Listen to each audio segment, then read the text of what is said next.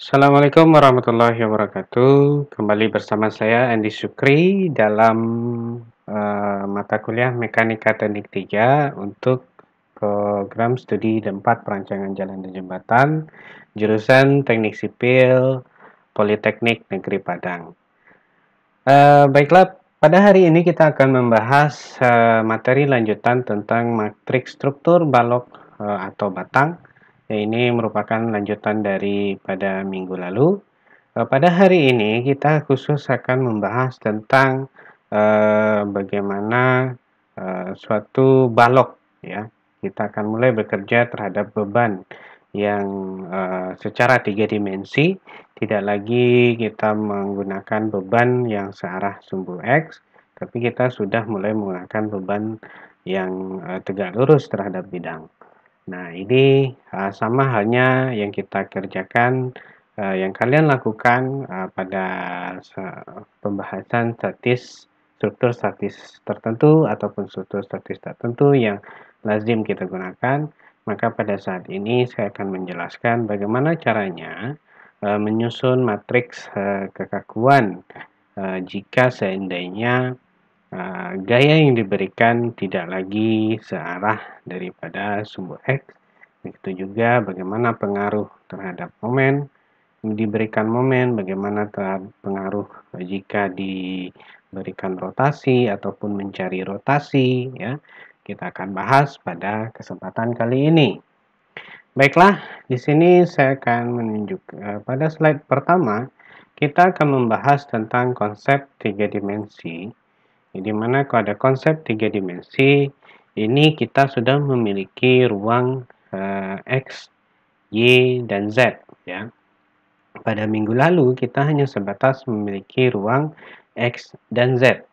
Nah, pada tabel di samping sudah bisa kita lihat, maka pada daerah lokal itu kita bisa mengkonotasikan sumbu yang dimiliki itu berupa perpindahan ataupun defleksi itu dalam bentuk X, Y, dan Z. Ini sumbu yang akan kita pakai. Sedangkan perpindahan yang akan terjadi, maka kita akan memakai notasi berupa UI, kemudian itu terhadap searah sumbu X, kemudian VI aksen itu terhadap sumbu Y pada koordinat lokal. Di mana di sini pada koordinat lokal itu kita masih dalam tahap 1 derajat kebebasan pada 1 titik. Sedangkan pada global itu sumbu yang kita pakai itu dinotasikan menjadi X, Y, Z.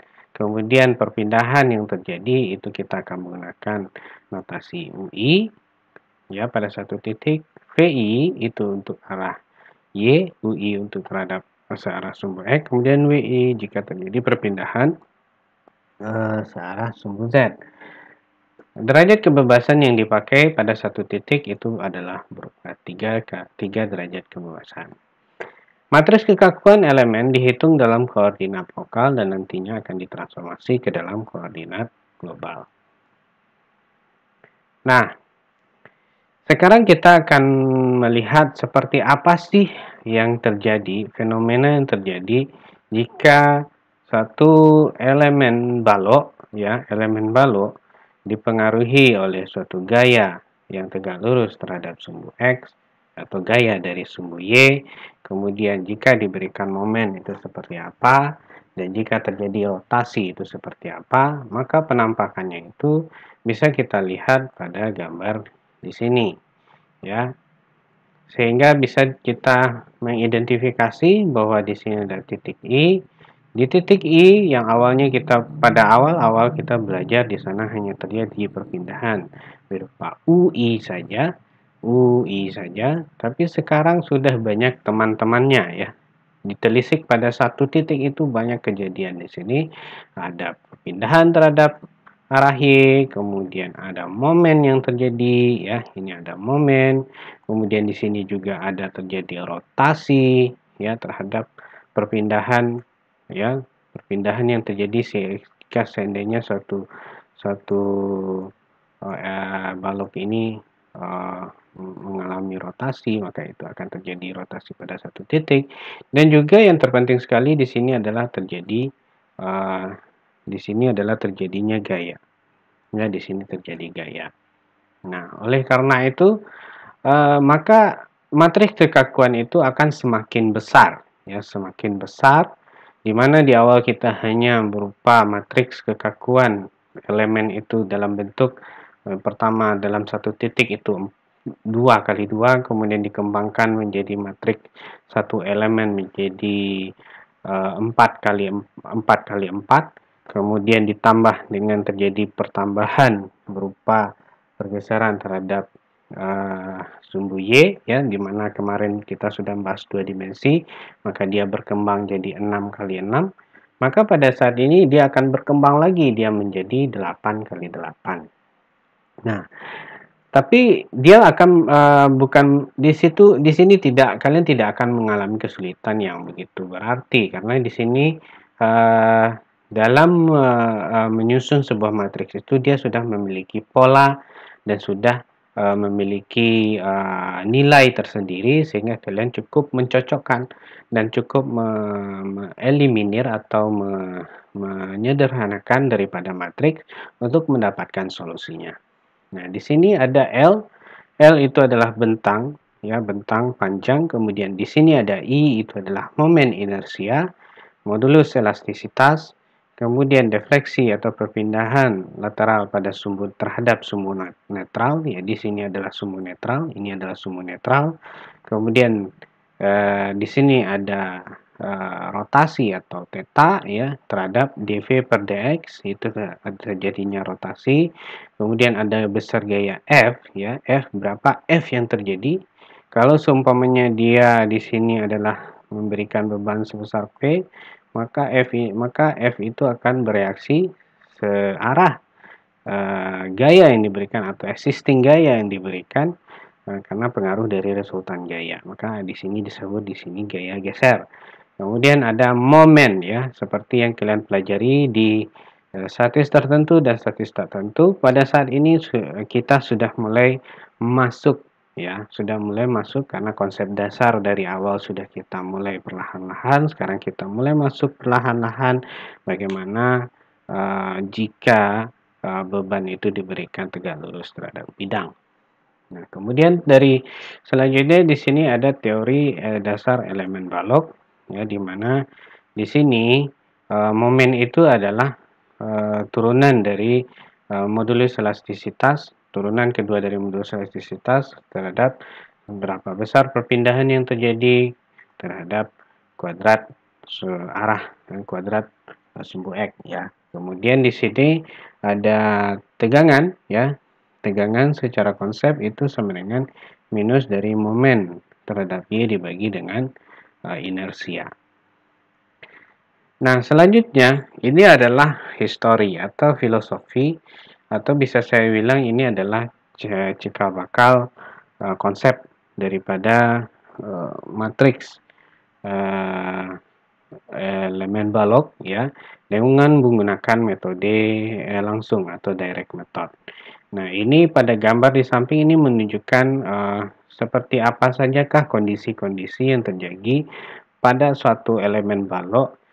Yang pertama diberikan rotasi, ya, diberikan rotasi, kemudian di sini diberikan momen, kemudian di sini diberikan defleksi, ya, kemudian di sini terjadi rotasi dan ada lendutan, kemudian di sini terjadi rotasi dan defleksi, kemudian di sini hanya terjadi rotasi saja. Maka di sini bisa diambil suatu persamaan terhadap garis netral yang terjadi. Maka disinilah persamaannya yang bisa disimpulkan. Maka di sini terdapat 4 persamaan. Nah, itu dalam bentuk persamaan linear simultan. Sehingga persamaan ini jika ini digabungkan, maka dijumlahkan, disederhanakan, maka dipindahkan ke dalam bentuk matriks, maka dia akan memiliki fungsi seperti ini.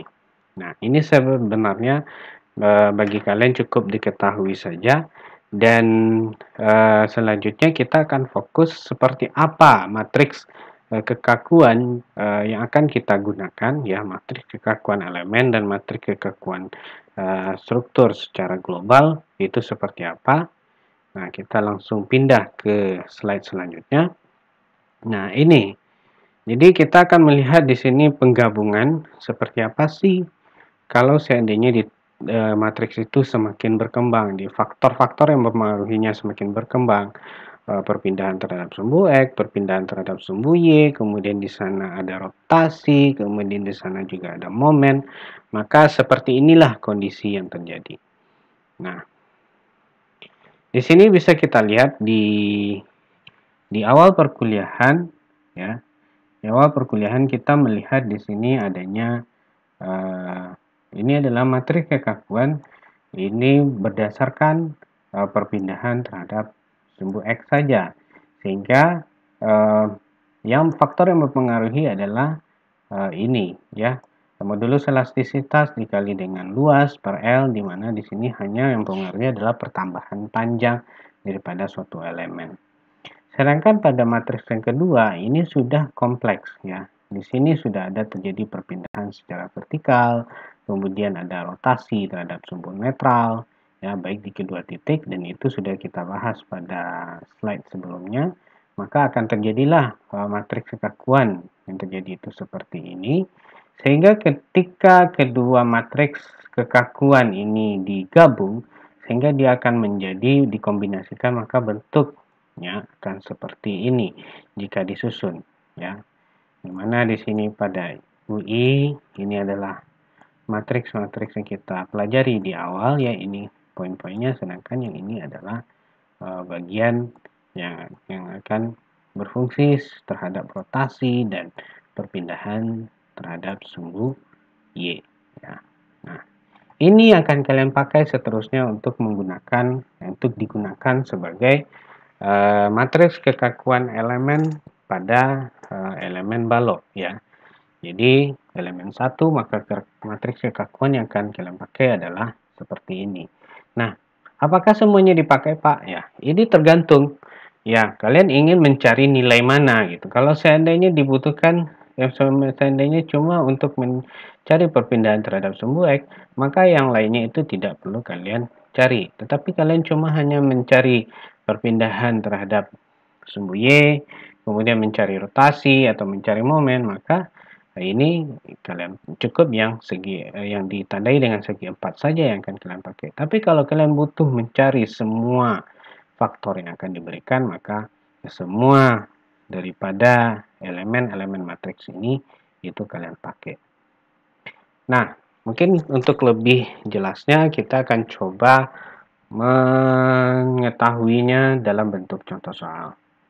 Pada contoh soal berikut ini, diketahui balok yang tergambar di samping memiliki tumpuan jepit pada kedua ujungnya dengan gaya sebesar P dan momen sebesar M pada tengah bentang. Nah, ditentukan perpindahan dan rotasi pada posisi tengah bentang, dan reaksi peletakan dan momen pada kedua ujung tumpuan. Nah, di sini ini adalah contoh soal dengan menggunakan variabel. Nah, berdasarkan dari gambar yang kita lihat, ya, di sini, maka bisa kita telaah bahwa pada matriks kekakuan 1 itu kita langsung di sini dia hanya meminta, ya, pada soal dia hanya minta perpindahan, ya, karena perpindahan. Nah, di sini bisa kita identifikasi perpindahan seperti apa yang dia minta. Maka kita lihat gaya yang bekerja di sini seperti apa. Jadi gaya yang bekerja di sini adalah gaya vertikal tegak lurus terhadap bidang atau tegak lurus terhadap sumbu X, maka perpindahan yang akan mungkin terjadi adalah perpindahan secara vertikal, bahkan arahnya ke sini. Mungkin yang terjadi adalah perpindahan sebesar V di sini. Ya, maka yang dibutuhkan adalah V. Kemudian di sini ada rotasi, ya, di sini ada momen, ya. Jika ada momen di sini, maka di sini akan terjadi perubahan, akan terjadi rotasi, ya, pada struktur. Maka di sini akan pada titik 1 dan 3, maka di sini akan terjadi rotasi pada θ1, kemudian rotasi pada θ3. Nah, maka matriks yang kita butuhkan adalah cukup terhadap V dan cukup terhadap theta saja. Bagaimana dengan U? Karena U di sini tidak sama sekali tidak ada ya, tidak berpengaruh ya, atau perpindahan terhadap sumbu sumbu X itu tidak terjadi sama sekali. Maka cukup kita pakai matriks kekakuan yang kita pakai adalah matriks kekakuan yang mempengaruhi pengaruh terhadap perpindahan terhadap sumbu Y dan rotasi. Nah, nah dari sini bisa kita lihat matriks kekakuan elemen 1 ya sama, kita langsung pakai, kemudian matriks kekakuan 2 sama mirip, kemudian di overlay satu sama lain ya. Nah, maka disinilah matriks kekakuan struktur daripada soal yang kita berikan. Berarti ini matriks kekakuan strukturnya ya. Nah, setelah ini apalagi sama seperti pada kasus-kasus sebelumnya, kita masukkan boundary condition. Nah, inilah boundary condition di mana seperti apa beban yang kita berikan, momen yang diberikan, kemudian pengaruh dari tumpuan ya, pengaruh dari tumpuan. Maka pengaruh dari tumpuan, maka ini menyatakan bahwa jika dia jepit di titik 1 dan 3, maka di sini tidak akan terjadi sama sekali gaya perpindahan terhadap sumbu Y ya, dan tidak terjadi perpindahan terhadap sumbu Y pada titik 3 dan juga tidak terjadi rotasi, karena kalau secara idealisasi struktur itu lanjutannya itu seperti ini. Nah, yang terjadi rotasi hanya terjadi di sini terjadi rotasi. Berapa rotasi yang terjadi dan di sini berapa besar daripada nilai V2 ya. Berapa besar perpindahan V2 yang terjadi. Nah, itulah yang akan kita cari. Nah, setelah kembali kita ke matriks kekakuan struktur secara global, kemudian ini dimasukkan nilainya. Setelah dimasukkan, maka di sini bisa kita eliminir ya. Bisa kita eliminir daripada matriks itu, maka yang terjadi adalah karena V1, V3, delta 1, theta 3, theta 1 dan theta 3 itu nilainya 0, maka bisa dieliminir secara langsung. Maka ini dapatlah komponen matriks dan kita bisa menyederhanakannya. Sehingga bentuk matriksnya itu adalah seperti ini, kemudian dilakukan perkalian matriks, maka dapatlah hasil seperti ini. Nah, inilah hasil daripada seberapa besar perpindahan yang terjadi di titik 2 itu adalah V2, dan seberapa besar rotasi yang terjadi di titik 2 itu adalah theta 2. Nah, nilai ini kemudian kita kembalikan untuk mencari reaksi perletakan di titik 1 dan titik 3, kemudian momen di titik 1 dan 3, kita gunakan nilai ini ya. Ya, kita gunakan nilai ini lagi. Ya, kita gunakan nilai ini dan dimasukkan ke dalam matriks global, dan kemudian dia akan menjadi seperti ini ya. Dimasukkan ke dalam matriks ini, maka dia akan menghasilkan matriks hasil seperti ini, sehingga didapatlah bahwa gaya di titik F1Y itu ada sebesar 1/4 dikali 2P tambah 3mL, dan begitu juga seterusnya.